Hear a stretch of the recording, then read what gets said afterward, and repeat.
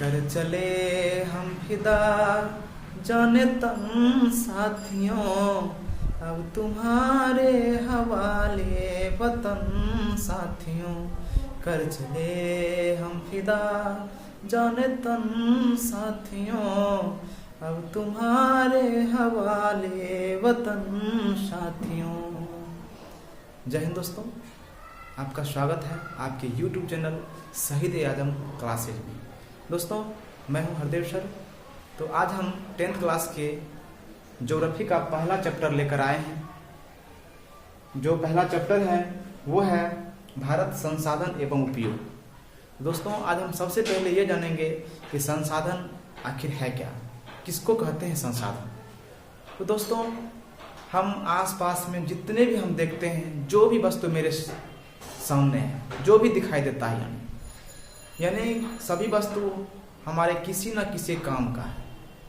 यानी ऐसा कोई वस्तु हमें नज़र नहीं आता है जो हमारे काम का नहीं। तो दोस्तों, सिंपली सी बात है कि वे सारे वस्तुएं जो हमारी आवश्यकताओं की पूर्ति करता हो वही तो संसाधन कहलाता है।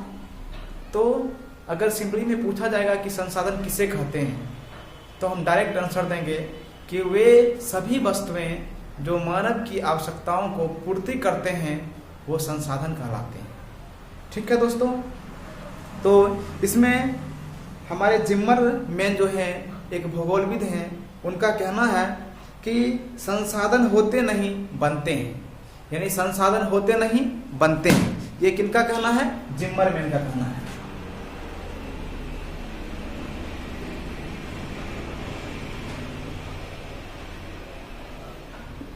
जिम्मरमैन का कहना है कि संसाधन होते नहीं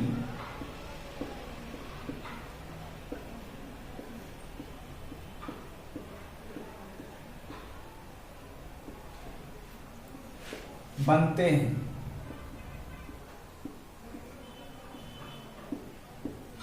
तो दोस्तों, ये जिम्मरमैन का कहना है कि संसाधन होते नहीं बनते हैं। यानी इसका क्या तात्पर्य है? दोस्तों, इनका कहना है कि संसाधन होते नहीं बनते हैं। कहने का तात्पर्य ये है कि संसाधन होते नहीं हैं, यानी हमारे सामने जो भी वस्तु हैं वो सभी संसाधन है नहीं, बल्कि हम उसको अपने आवश्यकता के अनुकूल उसका हम उपयोग किए हैं, तब तो वो संसाधन है। मान लीजिए कि हमारे सामने मान लीजिए वर्षों पहले, मान लीजिए कई शताब्दी पहले ले लीजिए, तो कोयला हमारे पृथ्वी के घर में यूं पड़ा हुआ था, उसका कोई उपयोग नहीं था। लेकिन आज हम उसका उपयोग कर रहे हैं, तो आज हमारे लिए वो संसाधन है। और उस समय मान लीजिए घर में वैसे पड़ा हुआ था, उसका हम उपयोग नहीं कर पा रहे थे, उसका बारे में हम नहीं जान रहे थे, तो वो उस समय मेरे लिए संसाधन नहीं था, क्योंकि उसके बारे में हम जान ही नहीं रहे थे। तो इसीलिए दोस्तों, संसाधन होते नहीं बनते हैं। जैसे संसाधन यूं मान लीजिए सो कोयला वर्षों से वैसे पड़ा हुआ था, उसका हम उपयोग ही नहीं कर रहे थे, उसके बारे में हम जानते ही नहीं थे, तो वो संसाधन नहीं था। लेकिन अब संसाधन है, क्योंकि उसका हम उपयोग कर रहे हैं। इसीलिए ये हमारे जिम्मरमैन कहे हैं कि संसाधन होते नहीं, संसाधन बनते हैं। तो दोस्तों, उसके बाद कहता है कि संसाधन का वर्गीकरण जो किया गया है वो कहता है सो संसाधन वर्गीकरण बहुत सारे आधार पर किए गए हैं। जैसे कहता है उत्पत्ति के आधार पर जैव और अजैव, यानी संसाधन दो प्रकार के बताया गया है। उत्पत्ति के आधार पर संसाधन दो प्रकार के बताया गया है, जैव और अजैव। तो जैव संसाधन किसको कहेंगे? तो सजीव वस्तुओं का जो भी समूह होगा वही तो कहलाएगा जैव संसाधन। जैव संसाधन जिसमें जीव होगा, जो सजीव होंगे वही तो जैव संसाधन कहलाएंगे। जैसे मनुष्य हो गया, मान लीजिए वनस्पति हो गया, पशु हो गया, पेड़ पौधा हो गया, ये सब क्या है? ये सभी सब तो है जैव संसाधन। उसके बाद है अजैव संसाधन।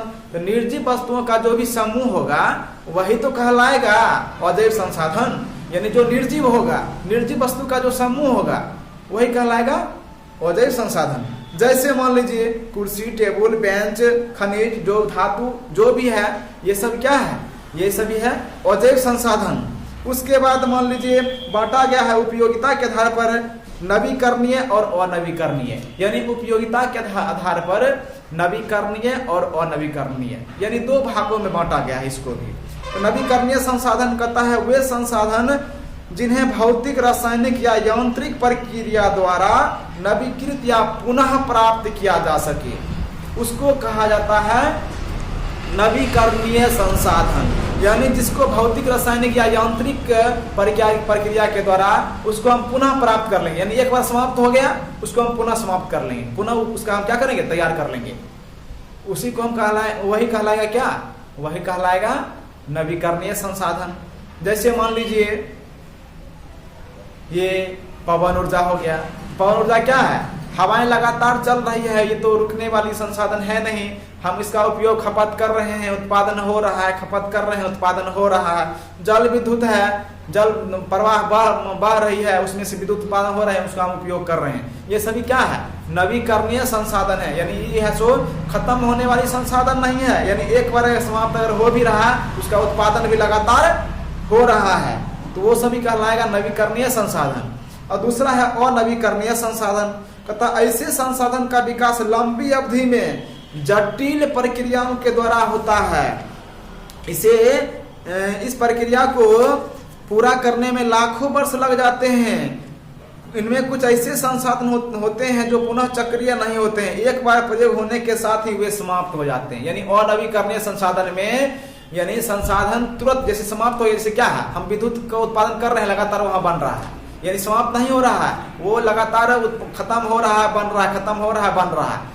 यानी कि वो सब कहलाएगा नवीकरणीय। और अनवीकरणीय में होगा जिसको हम रासायनिक, यांत्रिक या भौतिक विधि के द्वारा हम उत्पादन तुरंत नहीं कर सकते हैं, वो सब कहलाएगा संसाधन अनवीकरणीय संसाधन। अब जैसे मान लीजिए कोयला ले लीजिए, कोयला अगर मान लीजिए पूरे विश्व में अगर खत्म हो जाए तो क्या तुरंत चाहेगा मानव तो बना सकता है? एकदम बिल्कुल नहीं बना सकता, क्योंकि कोयला ऐसा संसाधन है जो इसको बनने में हजारों लाखों वर्ष लग जाते हैं, इसको हम तुरंत नहीं बना सकते हैं। तो कोयला क्या कहलाएगा, अनवीकरणीय संसाधन।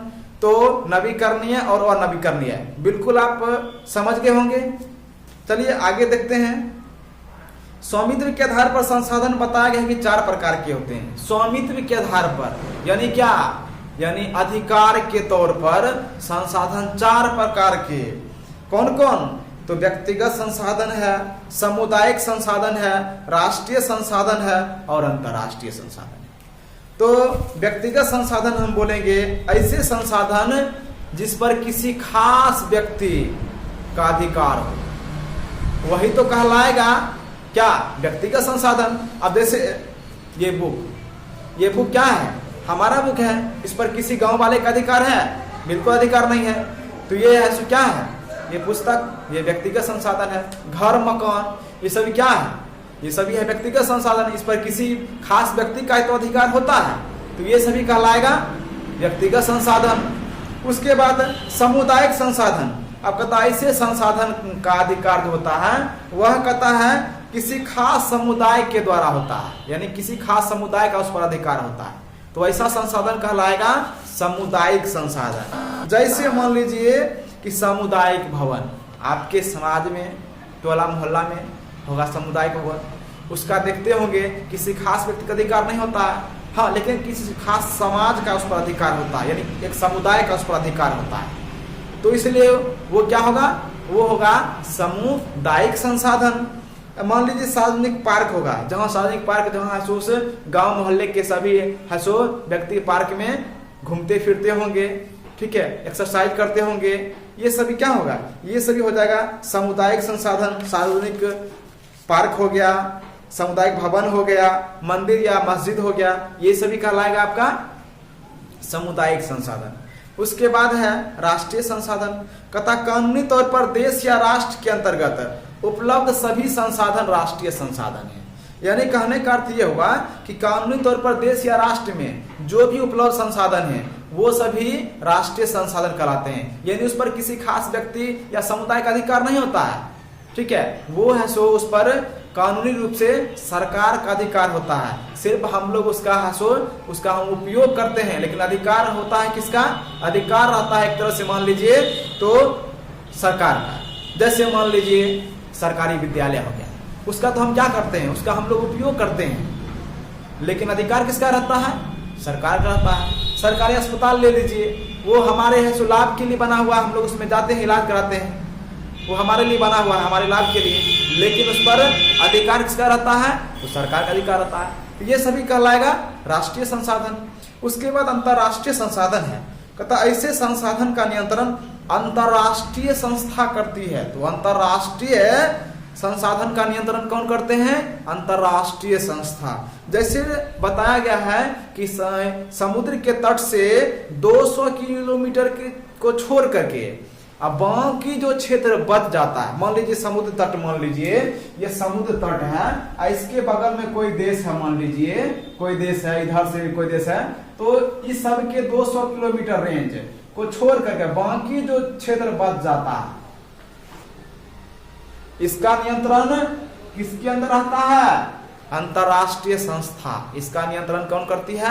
अंतर्राष्ट्रीय संस्था करती है। यानी ये किसी के अधिकार में नहीं रहता है, किसी देश का उस पर नियंत्रण नहीं रहता है। इसका जो नियंत्रण रहता है वह रहता है अंतर्राष्ट्रीय संस्था के अंतर्गत। तो ये सभी है सो था स्वामित्व के आधार पर संसाधन। तो आप, हमें विश्वास है कि आप लोग है सो इसको समझ लिए होंगे।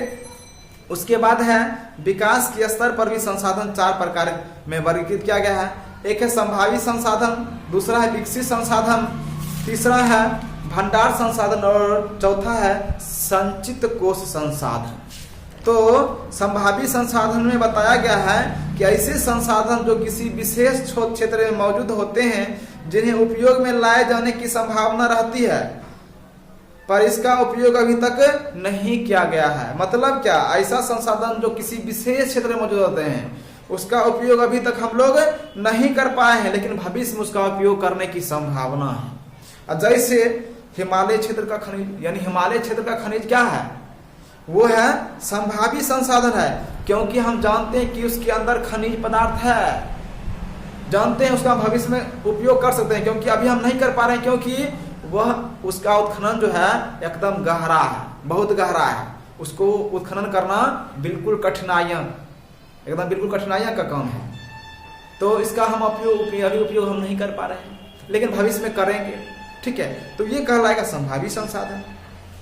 उसके बाद है विकसित संसाधन, कहता ऐसे संसाधन जिनका सर्वेक्षोपरांत उपयोग हेतु मात्रा एवं गुणवत्ता का निर्धारण हो चुका है। यानी कहता है ऐसे संसाधन का हसो, यानी हम लोग सर्वेक्षण के बाद हम लोग पता कर रहे हैं कि संसाधन का गुणवत्ता क्या है, कितना इस क्षमता है, यानी उसमें कितना है संसाधन उस जमीन के अंदर या कहीं भी। ठीक है, तो यानी कि हम उसका हसो मात्रा और गुणवत्ता का हम लोग पता कर लिए हैं, लेकिन इसका भी उपयोग अभी हम मतलब नहीं कर पा रहे हैं, यानी तकनीक के अभाव में कहिए, चाहे जैव जो भी हो।